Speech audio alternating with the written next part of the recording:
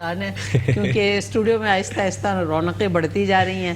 ہمارے بائیں جانب جو ہیں وہ بڑے اچھے مہمان تشریف رکھتے ہیں اور ہمارے کچن میں سے بھی کچھ خوشبوئیں آنے لگی ہیں. آپ کو خوشبوؤں سے اندازہ ہو جائے گا ہوگا. میرے پریشان ہونے کی وجہ یہی ہے کیونکہ بھوک بہت شدید لگ رہی ہے اور وہاں جو ہے نا کھانا پکنا شروع ہونے والا ہے اب سے کچھ دیر بعد. اور میں اس میں ہوں کہ میں نے شتر مرغ کھانے جانا ہے اور آپ نے میری چھٹی کروانی ہے, میں نے پہنچنا ہے جے ٹی سی. نہیں انشاءاللہ دسترخوان لگ گیا ہے, وہاں فون آ گیا ہے مجھے. اچھا ہاں, دسترخوان کی رونق آپ ہے ماشاءاللہ اور آپ نے پہنچنا ہے وہاں پر. اچھا ناظرین گرامی, ہمارے ساتھ عالمی شہرت یافتہ قوال ابو محمد صاحب موجود ہیں. السلام علیکم. وعلیکم السلام. خیریت سے ہیں آپ؟ عافیت سے؟ شکر ہے ماشاءاللہ. اور اسی کے ساتھ ساتھ ہمارے ساتھ موجود ہے پیر سید خورشید حسن رضوی صاحب, سجادہ نشین ہے خانقاہ بدریہ چشتی کے. اور قبلہ محترم خیریت سے ہیں آپ؟ طبیعت ٹھیک ہے؟ السلام علیکم. اور کیا معاملات ہے, کیا معاملات زندگی ہے اور کس طریقے سے, میں پہلے اگر آپ سے پوچھنا چاہوں, تصوف جو ہم آج کل سنتے ہیں, آپ ایک روحانی ہمارے ساتھ شخصیت موجود ہے اور پھر ایک قوالی کے اتنا ایک بڑا نام ہمارے ساتھ موجود ہے قوالی کا, تو آپ بتائیے کہ تصوف ہم لوگوں کو سمجھا کیسے سکتے ہیں, کیا ہے تصوف؟ جی میں بالکل آپ کو سمجھاؤں گا. سب سے بڑی بات میں آپ کا تعارف کرا دوں پہلے جی, تاکہ بتدریج وہ سلسلہ قائم. جی میں سجادہ نشین خانقاہ بدر چشت میں حضرت مخدوم بدر چشت رحمۃ اللہ علیہ جن کا مزار شریف امروہہ میں ہے ماشاءاللہ, میں ان کی اولاد سے ہوں. ہمارا بیتی سلسلہ بابا فرید شکردین رحمۃ اللہ علیہ سے. ارے ماشاءاللہ, سبحان اللہ. اور جو خانقاہ شریف بھی ہے وہ انہی کے نام سے ہے, بدر چشت خانقاہ. اور آپ کا پیدائش گٹاولی میں ہوئی اور وصال امروہہ میں ہوا, اور 100 سال کی عمر میں آپ نے پردہ فرمایا. اور ماشاءاللہ وہ سلسلہ امروہہ میں بھی ہے اور یہاں پر بھی ہے. تو میں وہاں کا سجادہ نشین, پہلے میرے بھائی تھے, ان سے پہلے میرے والد تھے جو بہت بہترین شاعر نعت خواں اور بڑا دیوان ان کا یہاں موجود ہے, میرے پاس بھی ہے اس وقت. سبحان اللہ. تو یہ سلسلہ یہاں سے ہے.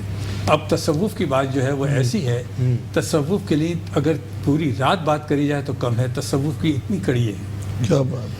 تصوف کے اندر شریعت, معرفت, طریقت, سب سے پہلے یہ 3 چیزیں آدمی کے اندر موجود ہونی چاہیے. دیکھیے میں ایک آپ کو مثال دوں, یہ ایسا علم ہے اور ایسی روشنی اور ایسی چاشنی ہے کہ جسے ایک دفعہ لگ جائے وہ نہیں چھوٹ سکتی. واہ کیا بات. 2 لائنیں لگی ہوئی تھیں, میں دوسری لائن والوں کا نام نہیں لوں گا. ایک تصوف والے تھے صوفیاء کرام, اور ایک جو تھے وہ PhD بھی تھے, جامعہ ازہر کے پڑھے ہوئے بھی تھے. جب ان سے کوئی انٹرویو لیتا تھا وہ یہ کہتے تھے مجھ سے زیادہ قابل نہیں, میں نے فلاں جگہ سے یہ حاصل کیا. اور تصوف کے بندے کے پاس گئے تو صرف ایک ہی الفاظ, میں کچھ بھی نہیں, ابو محمد سے پوچھے کیا ہیں. ارے واہ, اور ابو محمد سے لے کے آخر میں پھر میرا ہی نمبر آ گیا.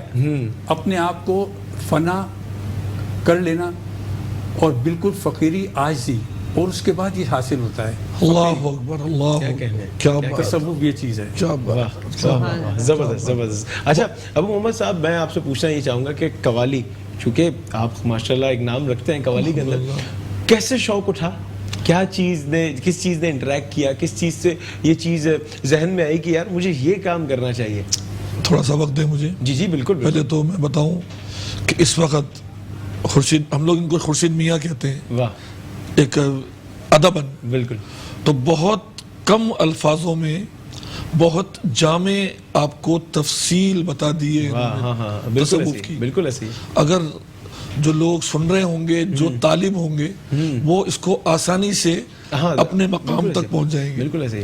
اب آئیے آپ قوالی کے حوالے سے. قوالی اور تصوف جوڑ ہے آپس میں. ہاں میں یہی پوچھنے والا تھا. ہاں ایسا ہی ہے.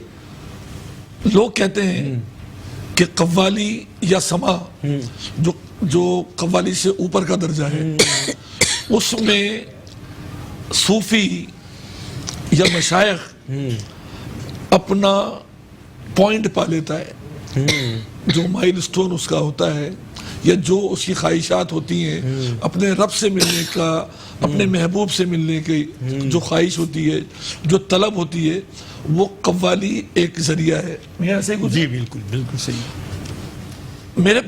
ہمارے پاس قوالی 750 سال سے زیادہ سے ہو رہی ہے. 750 سال, ایک بہت بڑا بیک گراؤنڈ ہے. جی الحمدللہ. حضرت نظام الدین اولیاء رحمۃ اللہ علیہ, بے شک بالکل, ان کے مرید خاص حضرت امیر خسرو, امیر خسرو کے دور میں قوالی اور قوال کا نام وجود میں آیا. اچھا. اس سے پہلے قوال یا قوالی کا نام نہیں تھا, سما تھا. حضرت نظام الدین اولیاء کے کہنے پہ حضرت امیر خسرو نے ایک واقعہ ہوا تھا, ایک گروپ تشکیل دیا.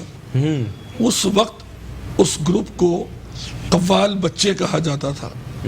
الحمدللہ میرا تعلق اس گھرانے سے ہے, مگر وہ گھرانہ اور وہ بزرگیت اپنی جگہ, بندے کو کچھ کر کے بھی دکھانا پڑتا ہے. اچھا, میں آپ سے ایک سوال کرنا چاہ رہی ہوں, جو آج قوالی میں جو ہو رہا ہے وہ انصاف ہو رہا ہے قوالی میں؟ نہیں, آپ ماشاءاللہ عمردار ہیں اور تمام چیزوں کو دیکھا ہے آپ نے.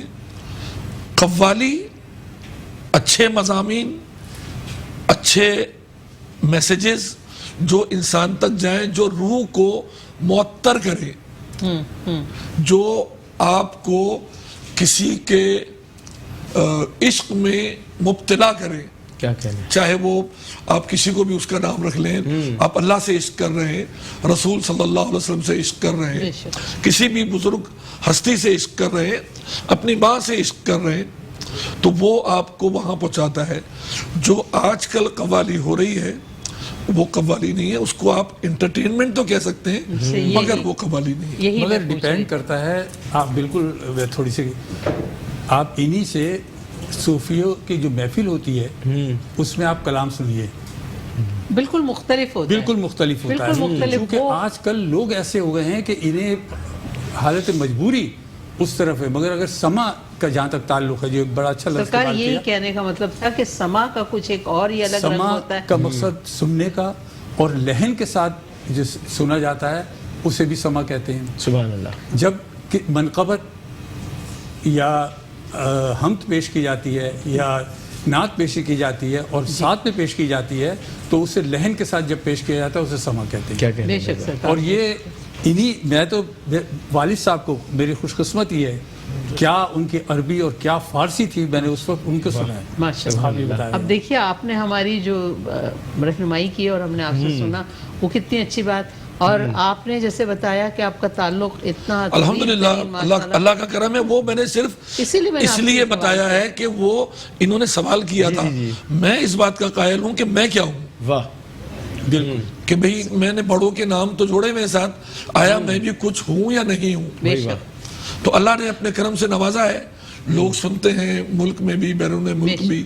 اور عریب جی, وہ آپ کو کچھ سونیا کچھ کہہ رہی ہیں. ہاں, مجھے کچن کی طرف جانا ہے, آپ لوگ اجازت دیں. ناظرین گرامی, ہم جا رہے ہیں کچن کی اکیلے کھا طرف. کے مت آئیے گا, ہم لوگ کے ساتھ. نہیں, ساتھ شہری تو ہم ساتھ میں تناول کریں گے.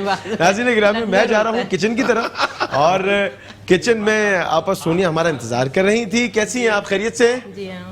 ہاں آپا, کل آپ نے, وعلیکم السلام آپا, معذرت کے ساتھ. اچھا یہ بتائیے گا آج کیا بنا رہی ہیں؟ کل تو آپ نے کڑی کھلائی ہے پورے سٹاف کو, اور جتنے بھی لوگ یہاں موجود ہیں وہ سب بہت خوش ہو گئے ہیں چونکہ ہم سب کڑی کھا کر بیٹھے. پوچھ رہے ہیں کہ کیا. ہاں, آج بتائیں. جی وعلیکم آج آپ بڑی فریش نظر آ رہی ہیں. جی اس لیے کہ خیریت ہے, ٹھیک ہے.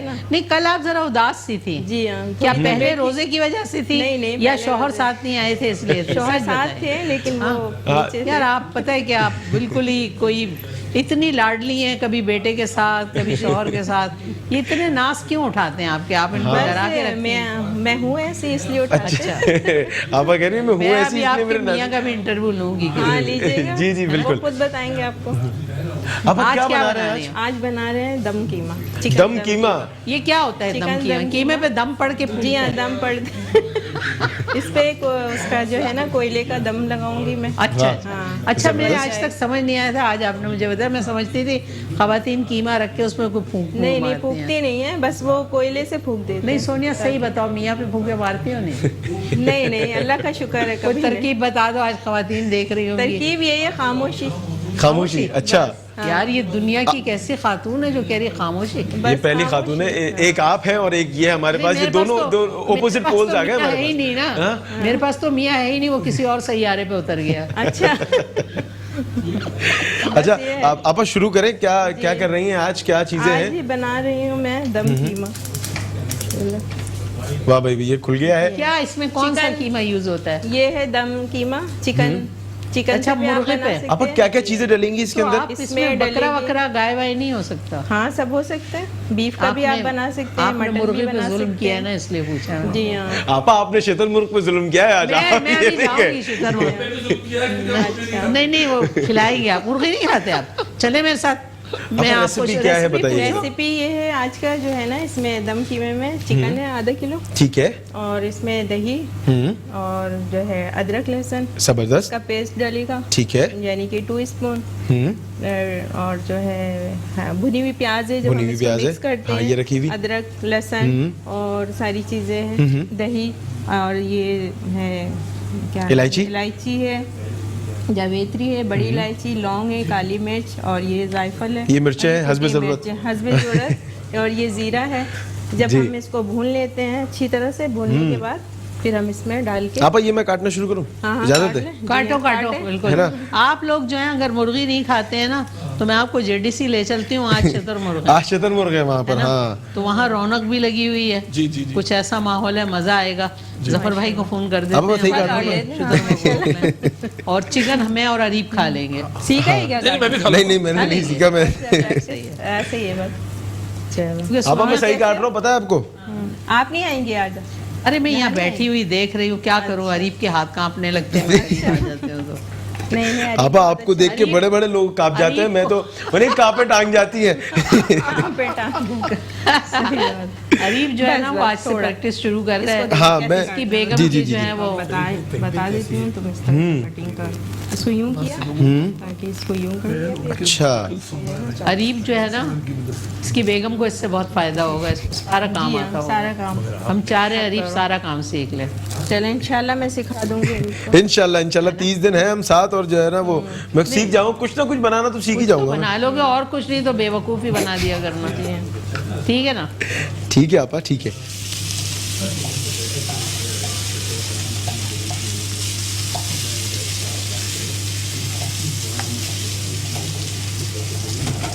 और आप सब लोगों का रोज़ा कैसा गुजरा? बहुत अच्छा। आज दूसरा रोज़ा। आप बताइए, दूसरी आपका सहरी रोज़ा। मुबारक हो आप सबको। खैर मुबारक। जी हाँ। हाँ जी, अल्लाह पाक सबको आपा खैर कोई आफियत टोटका के है, साथ रखे। कोई चीजें हैं? हाँ, क्या प्यास लगने की या भूख लगने की? कोई ऐसा टोटका जिससे प्यास ना लगे, कोई प्यास ना ऐसी? लगे तो हाँ, आप जो है दही खा लें सुबह दही या लस्सी पी लें, तो आपको जो है रोजे प्यास रोजा नहीं रखने लगेगी। के बाद रोजा रखने से पहले रोजा रखने के बाद नहीं।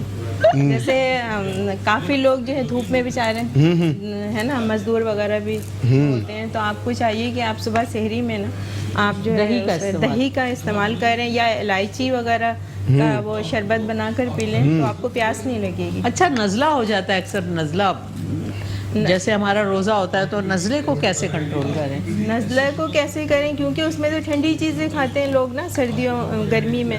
हाँ, जैसे दही की वो लस्सी वगैरह बना लेते हैं। सही है। तो आप ऐसा करें कि वो सत्तू वगैरह इस्तेमाल कर लें। अच्छा। हाँ, सत्तू और वो शक्कर वगैरह होता है, उससे आप उसका बना के ना वो बनाकर पिएं शरबत, तो उससे भी काफ़ी फ़ायदा होता है। अच्छा अच्छा। हाँ, यानी कि हर तरह से जिस तरह भी आप चाहें इसको ठंडा पी लें या बर्फ़ डाल लें, बर्फ कुछ भी डाल कर लें, लें। ठीक। हाँ, आप देख रहे कितने कितने मैं ध्यान के साथ ये चीजें कर ध्यान के रहा साथ खराब नहीं करेंगे हूँ। है आपा? आजकल सब्जी बहुत महंगी है बेटा, ज़्यादा ज़ाय भी नहीं करना। ख़वातीन को मैं कहूँगी कि इन आपको चीज़ों दम पर कीमा पसंद है? मैं बिल्कुल, मुझे हर चीज़ पसंद है। अच्छा, आप हर यकीन चीज़ करें, पसंद है। मुझे आप चटनी रोटी दे दें, मैं बहुत इंजॉय करके खाती हूँ, क्योंकि रिस्क अल्लाह की तरफ से हमारे नसीब में बेशक, जब आता है, बेशक, हाँ। तो अल्लाह रब्बे करीम की बहुत शुक्रिया के साथ वो चीज़ें खानी चाहिए। मैं तो कभी रोटी भी नहीं ज़ाय करती सोनिया। सही अगर बात मेरी है। रोटी बच जाती है, मैं फ्रीज़र में रख देती हूँ, उसको अगले दिन बड़ा अच्छा सा थोड़ा सा मक्खन लगा के उसको माइक्रोवेव में या तवे पे रख के गर्म करके खाती हूँ, और बड़ा इंजॉय करती हूँ। जी जी, मक्खन को यानी कि रोटी को मक्खन लगाती हैं। हाँ, लोगों को लगाना लोग वही कहने वाला था, मैंने कहा आपा लोगों को भी मक्खन लग रहा है और फिर रोटी पे भी मक्खन लग रहा लोगों है। को नहीं लगाती ना, इसलिए मैं रोटी पे लगा के खा लेती सही। हूँ। अगर मैं लोगों को मक्खन लगा रही होती तो आज तो छुट्टियों में आज नहीं होती। सुकून में नहीं ना होती। वाह, अली, जबरदस्त। जी। ये स्पॉन्सर किसने किया हमारा ये वाला सेगमेंट? भाई ये वाला सेगमेंट जो है वो हमें स्पॉन्सर किया है, मेरे पीछे आप देख सकते हैं, मैं चाहूंगा स्क्रीन पे ग्लैम दिखाएं। गैस। ग्लैम गैस की जानिब से ये स्पॉन्सर किया गया है। उसके अलावा पीजेपी ट्रेवल्स اور بیسٹ ہومز کے بڑے سے سفر کرنا چاہیے. ایک تو ان کے بالکل کرائے ایسے ہی. بہت کم ہے, ہاں. جو میں نے خود سفر کیا ہے نا تو کرائے بہت کم ہے, بے شک بالکل ایسے. اور سارے مذہبی جو ہے نا وہ یہ ٹرپس کرواتے ہیں. ابو محمد صاحب قبلہ خوشی صاحب, یہ واحد جو ہے وہ ایسا جو ہے پلیٹ فارم ہے, ایک ایسی ایجنسی ہے کہ جس کے تھرو آپ عمرے پہ ایران, عراق, شام, بہت میرا تو انٹرنیشنل ٹور ہوتے رہتے ہیں نا, پھر تو میں ان سے. ہاں بالکل بالکل, میں ریکمینڈ کروں گا, آپ نے جانا چاہیے ان کے ساتھ. ان کی فیسلٹیز بہت اچھی ہیں, اس میں بہت آپ کو ہمارے ساتھ تو 10-12 لوگ جاتے ہی ہیں. بالکل گروپ بن جاتا ہے. اور یہ ٹریول ایجنسی شاید پاکستان کی واحد ہے کہ جس میں بہت رعایتی کرایہ ہے بخدا, اور وہاں جا کے بھی آپ کا بڑا خیال رکھا. اور 10 دن کا جو گروپ ہوتا ہے اس میں آپ جا سکتے ہیں. کہاں ان کا آفس کا ہے؟ ان کا آفس ہیڈ آفس جو ہے انچولی میں. روزہ بھاگتے بھاگتے کھلا ہے آج بھی. جی پی جے پی جی پی جے مخفف ہے کسی. ماشاءاللہ. اس میں اگر خواتین جانا چاہیں تو وہ بھی بڑا گروپ میں جوائن کر سکتی ہیں. آسانیاں بہت ہیں. ٹھیک ہے قریب اگر تم بریک لوگے تو میں بھاگوں گی شتر مرغ کی طرف, اور سونیا مجھے دیکھتی رہ جائے گی اپنی مرغی لگ کے. ڈن ہے, ڈن ہے, ڈن ہے.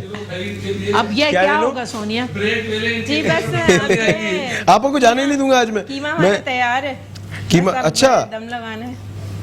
قیمہ ہمارا تیار. دم لگایا کریں گی یا لگائیں گی؟ بس لگاؤں. لگا دیں. ہاں لگانا ہے. لگانے جس سے پہلے میرا دم نکل جائے. اچھا نہیں آپ کا دم نہیں نکلے گا. میرا دم چھوٹی چھوٹی باتوں میں اچھا چھوٹی چھوٹی. اچھا آپ تو سینکڑوں کے دم نکالتے ہیں. کیا کہنے بھائی, ابو محمد صاحب بہت زبردست ہے بھائی. حقیقت ہے, میں مذاق نہیں کر رہا. اچھا نہیں ہمیں علم ہے, ہمیں علم ہے. شکر ہے ابو محمد نے یہ نہیں بولا کہ میں آپ کو بچپن سے دیکھتا آیا ہوں. نہیں آپ وہ اصل میں کہہ نہیں رہے تھے, انہوں نے مجھے منع کیا تھا, کہہ رہے میں آن اسکرین نہیں کہوں گا. نہیں ایسی بات نہیں ہے. دیکھیں پتہ ہے کیا ہوتا ہے باس, میرے ساتھ ہوتا کیا ہے ابو محمد صاحب, میرے سے بھی بڑے لوگ آتے ہیں. اور کیا چیز ہوں گی اس میں؟ تو میں آپ سے بڑا نہیں ہوں. نہیں ہے. ارے بھائی آپ تو خواتین سے بھی ہو گئے, فوراً اپنی عمر چھپا لی آپ نے. مرد کو تو ویسے ہی بڑا ہو جانا چاہیے کہ وہ بڑا مرد ہوگا. میں عمر نہیں چھپا رہا, مگر میں آپ کو جانتا ہوں نا, ہم بچپن سے دیکھ رہے ہیں. دیکھو ان کی اپنی ڈیٹ ایکسپائر ہو رہی ہے, مجھے کہہ رہے ہیں میرے کو بچپن. ٹھیک ہے, آپ ڈش آؤٹ کریں, میں تھوڑا سا اس کو اور چاپ کر لوں. ہاں یہ میں ادھر کر لیتا ہوں. پورا جو سونیا کا خزانہ ہے آپا جو ہے وہ ڈش آؤٹ کریں گی, اور میں یہاں پر دھنیا بہت اچھے طریقے سے کاٹ رہا ہوں. جی آپا. سونیا سنا آپ گھروں میں بھی آرڈر بہت زیادہ دیتی ہیں پکا کے, بہت اچھا ماشاءاللہ. ایسا ہونا چاہیے خواتین میں, اور کیا, کہ اپنے گھر کو بس گھر کا کام بچوں کو تھوڑا دیکھ لیا اور جی بہت کام کر لیا. بہت شکریہ کو کرنا چاہیے. فٹ جلدی سے ڈش آؤٹ کرو, بس ڈش آؤٹ کریں جلدی سے. اور ہم جو ہے وہ ایک بریک کی طرف جائیں گے ناظرین گرامی, جیسے ہی ڈش آؤٹ ہوگی, اور ہم ایک بریک کی طرف جائیں گے, اور بہت جلدی آپ کے ساتھ جو ہے وہ واپس جڑیں گے. کہیں نہیں جائیے گا, دیکھتے رہیے ہمارے ساتھ. اور ڈش آؤٹ ہو رہی ہے, آپا ڈش آؤٹ کریں. اور جس کو چاہنا ہے وہ میرے ساتھ چلے, کیونکہ ہم جے ڈی سی کے دسترخوان پہ جا رہے ہیں, اور وہاں جا کے شتر مرغ کو جو ہے وہ انجوائے کریں گے. واہ ضرور. زندگی میں خیر پھر ملاقات ہوئی. کہنا نیت تو خراب ہو رہی تھی کھانے پہ, مگر اٹھ نہیں سکتے تھے. نہیں اٹھ سکتے تھے. صحیح. سونیا بہت خوبصورت قیمہ ہے نا, خوشبو آ رہی ہے بہت بہت یہاں تک آ رہی ہے. اور جناب سونیا جو ہے وہ گرم گرم قیمہ جو ہے وہ ڈش آؤٹ کر رہی ہے, اور اس کے ساتھ ہی ہم بریک پہ جا رہے ہیں. بریک کے بعد واپس آئیں گے تو عریب ایک خوبصورت محفل میں ہوگا, وہ محفل جو رمضان کی جان ہوتی ہے. بہت شکریہ.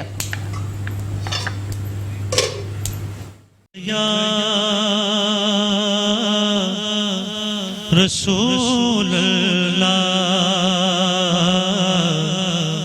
وسلم علیکہ یا حبیب اللہ.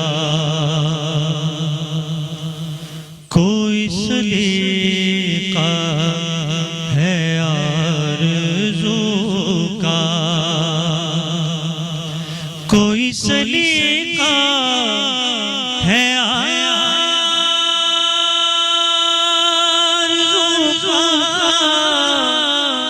نہ بندگی میری بندگی ہے,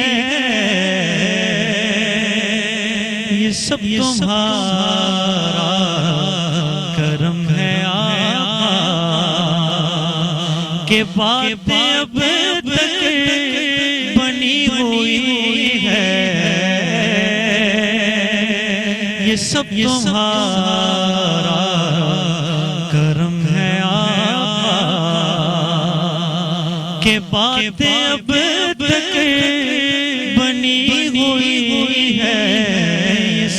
تمہارا کرم ہے آقا کسی کا احسان کیوں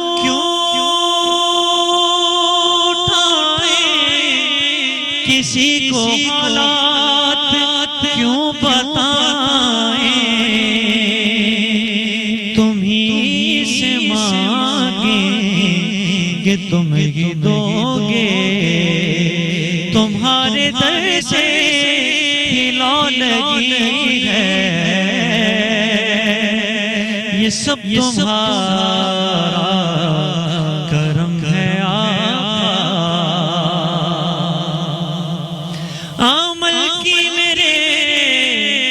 اساس کیا ہے بجز نظامت کے پاس کیا ہے رہے سلامت تمہاری نسبت یا رسول اللہ رہے سلامت تمہاری نسبت میرا تو ایک آسرا یہی ہے یہ سب تمہارا کرم ہے آقا بشیر کہیے نذیر کہیے انہیں سراج منیر کہیے جو سر بسر ہے کلام ربی وہ میرے آقا کی زندگی ہے یہ سب تمہارا کرم ہے آقا یہ ذکر وہ ہے کہ جس کا ذمہ دیا ہے خود خالق جہان ہم آج ہیں کل یہاں نہ ہوں گے مگر یہ محفل سجی رہے گی یہ سب تمہارا کرم ہے آقا یہ سب تمہارا کرم ہے آقا کہ باتیں اب تک بنی ہوئی ہے یہ سب تمہارا کرم ہے آقا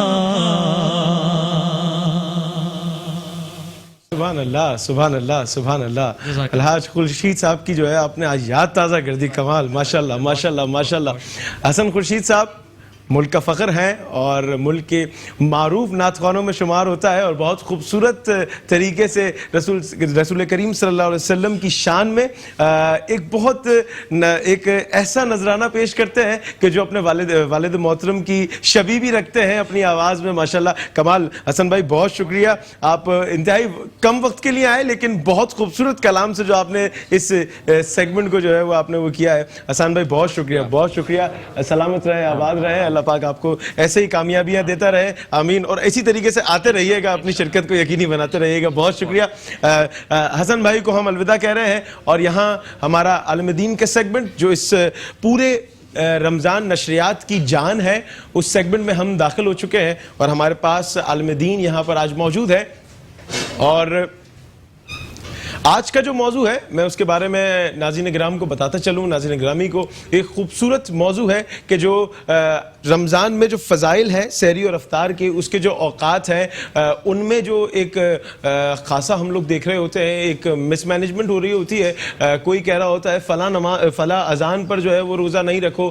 فلاں اذان پر روزہ نہیں کھولو تو وہ تمام جو ہے وہ گفت و شناس کریں گے ان تمام موضوعات پر اور ان تمام چیزوں کو جو ہے وہ ہم کوشش کریں گے کہ ہم ایک بہتر طریقے سے جو ہے وہ لوگوں کے سامنے لے کر آ سکیں مفتی صاحب ہمارے درمیان موجود ہیں اور مفتی صاحب اب سے کچھ دیر بعد ہمیں جوائن کر لیں گے میں چاہوں گا قبلہ محترم بخیر و عافیت سے ہیں آپ الحمدللہ آپ کیسے ہیں الحمدللہ میں ٹھیک ٹھاک ہمارے پاس دونوں عالم دین وہ موجود ہیں جو کل بھی موجود تھے بہت زبردست ہے. اور اچھا کل کی جو سحری نشریات تھی اس میں بہت خوبصورت آپ دونوں نے کلام کیا, اور آج کا موضوع جو ہے کیا سمجھتے ہیں کہ لوگوں تک کتنا حد تک پہنچ سکتے ہیں ہم؟ جی قبلہ. اس ابھی مجھے عنوان کی تفہیم نہیں ہے کہ اچھا آج کا موضوع ہے کہ سحری کے جو اوقات ہیں, اس کی جو برکات ہیں, اس کی جو تمام معاملات ہیں, اس حوالے سے ہم گفت و شناس کریں گے کہ اہل سنت میں کیا ہے, اہل تشیع میں کیا ہے, دیوبند میں کیا ہے, وہ تمام فرقوں کو دیکھتے ہوئے بات کریں گے. کیا سمجھتے ہیں کہ لوگوں کا انٹرسٹ ہوگا اس میں؟ بالکل ہوگا. اور دوسری یہ کہ یہ جو اوقات کا فرق ہے یہ اپنی اپنی فقہوں کی تقلید میں, اور جو جس فقہ کی تقلید میں ہو اس کو چاہیے اس پر عمل کرے. واہ زبردست زبردست. ناظرین گرامی ہمارے ایک چھوٹے سے وقفے کے بعد کہیں نہیں جائیے گا, دیکھتے رہیے ماہ رمضان کی خوبصورت لائیو نشریات برکت ہے رمضان. ویلکم بیک ناظرین, ایک بار آپ کو پھر سے خوش آمدید کہتے ہیں ماہ رمضان کی خوبصورت لائیو نشریات بنام برکت رمضان. میں ہوں آپ کا میزبان محمد اریب, اور اس وقت ہم اس سیگمنٹ میں داخل ہو چکے ہیں. وقفے سے قبل ہم داخل ہو چکے تھے. ہمارے ساتھ جناب فیصل بندگی صاحب موجود ہیں, عالم دین مذہبی اسکالر ہیں. اس کے علاوہ ہمارے ساتھ مفتی رشید احمد خورشید صاحب موجود ہیں, قبلہ خوش آمدید پیش کرتے ہیں. ان کے علاوہ ہمارے ساتھ علامہ جواد حسین عابدی صاحب موجود ہیں, قبلہ خوش آمدید پیش کرتے ہیں. آپ تمام حضرات کو اگر اجازت ہے تو سوال و جواب کا سلسلہ شروع کروں. میرا پہلا سوال ہے جناب علامہ فیصل بندگی صاحب سے کہ افطار کے بارے میں فقہاء اہل سنت کا کیا طرز عمل تھا, اور کیا احتیاط کے پیش نظر اگر کوئی روزہ دار 10 منٹ تاخیر کر لے یا اس میں کوئی تاخیر ہو جائے تو کیا روزے پر اس کا اثر پڑتا ہے, روزہ مکروہ ہو جاتا ہے, کیا معاملات ہیں؟ بسم اللہ الرحمن الرحیم. فقہاء اہل سنت سے مراد یہ کہ فقہ حنفی, احناف کے ہاں جو سحر اور افطار کے اوقات ہیں, جب وہ وقت ہوگا اس وقت پہ سحری کا وقت ختم ہوا تو اس وقت خود روزہ شروع ہو جائے گا, اور جب وقت افطار ہوگا تو روزہ خود ختم ہو جائے گا. لیکن یہ حدیث مبارکہ ہے کہ سحر میں تاخیر کرو, افطار میں عجلت کرو. یعنی سحر کا وقت جب تک نہ ہو جائے کوشش کرو آخری وقت تک سحری کرنے کی, اور جب وقت افطار ہو جائے تو پھر تاخیر نہ کرو کہ وقت افطار ہو گیا اور انتظار کرو. جب وقت افطار ہو جائے تو پھر عجلت کرو, یعنی جیسے ہی افطار کا وقت ہوا تو فوراً کچھ کھا کے پی کے اپنے افطار کرو. اگر یہ وقت کا فرق اس میں نہیں رکھا جاتا, کوئی بعد میں کرتا ہے, روزہ اس کا ہو جائے گا. بہرحال میں اپنے احناف کی روح سے کہہ رہا ہوں کہ احناف کے نزدیک افطار کا وقت ہو جانے کے بعد اس میں عجلت کرنی چاہیے اور سحری کو آخری وقت تک کرنا چاہیے. زبردست زبردست. اچھا میں قبلہ محترم جناب علامہ رشید احمد خورشید صاحب میرے ساتھ موجود ہیں. قبلہ ایک سوال یہ ہے کہ قرآن و سنت کی روشنی میں سحر و افطار کے مستحب اوقات کیا ہیں, اور نبی کریم صلی اللہ علیہ وسلم نے جو ہے وہ افطاری میں کیا معاملات کیے ہیں, سحر و افطار میں کیا معاملات کیے ہیں, اور کیا چیزیں کون کون سی جو خاص چیزیں وہ تناول فرماتے تھے؟ بسم اللہ الرحمن الرحیم, نحمدہ و نصلی علی رسولہ الکریم, اما بعد. سحری اور افطاری کے جو مستحب اور مسنون اوقات ہیں, جس طرح فیصل صاحب نے بتایا کہ سحری کے بارے میں حدیث شریف میں آتا ہے کہ سحری میں تاخیر کیا کریں, اور افطاری کے بارے میں آتا ہے کہ افطاری میں جلدی کیا کریں. اور ایک حدیث میں رسول اللہ صلی اللہ علیہ وسلم نے ارشاد فرمایا کہ لا یزال الناس بخیر ما عجل الفطر, کہ میری امت اس وقت تک خیر سے رہے گی, خیر کے ساتھ رہے گی, خیر پر رہے گی. اس امت میں اس وقت تک خیر ہوگی جب تک یہ افطاری میں جلدی کریں گے. اور اسی طرح بعض روایات میں یہی الفاظ سحری کے بارے میں آتے ہیں کہ جب تک یہ امت سحری میں تاخیر کرے گی تو یہ خیر سے رہے گی. اب یہاں ایک بہت اہم مسئلہ جو سمجھنے کا ہے کہ سحری میں تاخیر کا اور افطاری میں جلدی کرنے کا مطلب کیا ہوتا ہے. اور یہ بھی ہمیں حدیث سے ہی ظاہر ہے کہ سمجھنا ہے کہ تاخیر اور تعجیل کا مطلب کیا ہے. تو صحیح بخاری اور صحیح مسلم کی حدیث ہے, حضرت انس رضی اللہ تعالیٰ عنہ اس حدیث شریف کے راوی ہیں. حضرت زید بن ثابت فرماتے ہیں کہ ہم نے رسول اللہ صلی اللہ علیہ وسلم کے ساتھ سحری کی اور پھر اس کے بعد ہم نے فجر کی نماز پڑھی. تو حضرت انس نے حضرت زید سے پوچھا, یا راوی کہتے ہیں میں نے پوچھا کہ آپ کی نماز اور سحری میں کتنا وقفہ ہوتا تھا, یعنی کتنی دیر کی گیپ سے آپ نماز پڑھتے تھے. تو حضرت زید نے جواب دیا کہ 50 آیات کی بقدر, یعنی جتنی دیر میں 50 آیات پڑھی جا سکتی ہیں اتنی دیر سحری میں اور نماز میں ہمارا وقفہ ہوتا تھا. اس سے یہ پتہ چلتا ہے کہ بعض لوگ ہمارے ہاں جو یہ لوگوں میں مشہور ہے یا یہ ایک تصور لوگوں کا بنا ہوا ہے کہ وہ اس وقت تک کھاتے رہتے ہیں جب تک اذان نہ ہو جائے، اور بعض لوگ تو جب اذان ہوتی ہے تو کہتے ہیں جلدی سے پانی لا دو پانی لا دو، تو وہ کہتے ہیں جب تک مؤذن لا الہ الا اللہ نہیں کہہ دیتا اس وقت تک آپ پانی پی سکتے ہیں، کھا پی سکتے ہیں۔ تو یہ بات اچھے طریقے سے سمجھنی چاہیے کہ قرآن کریم میں سحری کا جو وقت بتایا گیا ہے وہ ہے حتی یتبین لکم الخیط الابیض من الخیط الاسود من الفجر۔ قرآن میں یہ وقت بتایا گیا کہ جب فجر طلوع ہو جائے، یعنی جب صبح صادق ہو جائے، اس وقت آپ کا کھانا پینا بند ہو جانا چاہیے۔ مؤذن جس وقت اذان دے رہا ہوتا ہے، اذان اسی وقت دی جاتی ہے جب صبح صادق ہو جاتی ہے، یعنی وقت کے داخل ہونے کے بعد اذان دی جاتی ہے۔ اس کا مطلب یہ ہوا کہ اگر ایک آدمی سحری اس وقت کھا رہا ہے جس وقت مؤذن اذان دے رہا ہے، اور مؤذن اذان اس وقت دیتا ہے جب وقت داخل ہو چکا ہے، اس کا مطلب اس آدمی کا روزہ ہوا ہی نہیں، اس کو اگلے دن رمضان کے بعد اس روزے کی قضا کرنی پڑے گی۔ تو ایک بات یہ سمجھنی چاہیے کہ سحری میں تاخیر کا ہرگز یہ مطلب نہیں کہ انسان اذان تک کھاتا رہے۔ اس کا طریقہ کار یہ کہ آپ کوئی بھی معیاری کیلنڈر، نقشہ، ٹائم ٹیبل اپنے پاس رکھیں، اپنی گھڑی کو پاکستان کے سٹینڈرڈ ٹائم کے مطابق سیٹ کریں، اور آپ دیکھیں کہ سحری کا آخری وقت کتنا ہے کیلنڈر کے مطابق، اس سے 5 منٹ پہلے سحری بند کر لیں احتیاطاً۔ اس کا فائدہ یہ ہوگا کہ ہر قسم کے شک شبہ سے بالا تر ہو کر آپ اپنی سحری کر سکیں گے۔ اچھا، اس میں ایسا میں معذرت قدر کلائی معاف، میں یہ پوچھنا چاہ رہا ہوں کہ کہیں ایسا تو نہیں ہے کہ جیسے ہمارے ہاں جو اذانیں ہوتی ہیں تو ہم کوئی اصولاً ٹائم بھی ایسا ہی ہو رہا ہوتا ہے کہ 1-1.5 منٹ کا فرق ہوتا ہے، جو سحری کے اوقات کا کیلنڈر ہمیں ملتا ہے اس میں بھی اور اذان جب ہو رہی ہوتی ہے اس میں بھی، تو کیا ان چیزوں کو کس طریقے سے مینیج کیا جائے؟ 1-2 منٹ کا جو گیپ دیا گیا ہوتا ہے کیلنڈر میں، نقشے میں، وہ احتیاطی طور پہ دیا ہوتا ہے، یعنی جب کوئی آدمی نقشہ بنا رہا ہوتا ہے تو کسی نے 2 منٹ کی احتیاط دی ہوتی ہے، کسی نے 3 منٹ کی احتیاط دی ہوتی ہے، وہ 1-2 منٹ کا گیپ اس وجہ سے آ رہا ہوتا ہے۔ اسی لیے میں نے یہ عرض کی کہ اس کا بہتر طریقہ یہ کہ جو کیلنڈر میں آپ کو ٹائم دیا گیا اس سے 5 منٹ پہلے بند کر لیں سحری، تو ہر قسم کے شک و شبہ سے بالا تر ہو کر آپ اپنے روزے کو صحیح طریقے سے جاری رکھ سکیں گے۔ اور جہاں تک افطاری کی بات ہے تو افطاری کے بارے میں قرآن میں جو ہمیں بتایا گیا ہے کہ احل لکم لیلۃ الصیام الرفث الی نسائکم ہن لباس لکم وانتم لباس لہن، اور آگے وکلوا واشربوا جو قرآن میں بتایا گیا ہے کہ جب رات کا آغاز ہو جائے تو آپ افطاری کریں۔ اور رسول اللہ صلی اللہ علیہ وسلم کی سنت حدیث سے جو ہمیں معلوم ہوتا ہے کہ غروب آفتاب پر جب آفتاب غروب ہو جاتا تھا تو حضور صلی اللہ علیہ وسلم افطاری کر لیا کرتے تھے، اس لیے کہ یہ رات کا آغاز ہے۔ رات کا جو آغاز شرعی نقطہ نظر سے جو تاریخ تبدیل ہوتی ہے ہجری کیلنڈر کی، وہ رات کو 12 بجے تبدیل نہیں ہوتی۔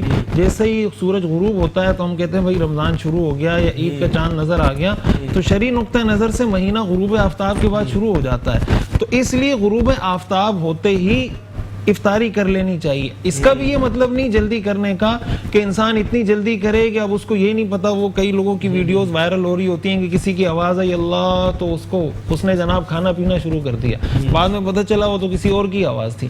تو اس قدر جلدی کرنا اور اس انداز سے اس میں جلدی کرنا کہ آدمی کو یہی نہیں پتا چلے کہ اذان ہو رہی ہے یہ کیا ہو رہا ہے، اس میں بھی ٹائم کو دیکھا جائے۔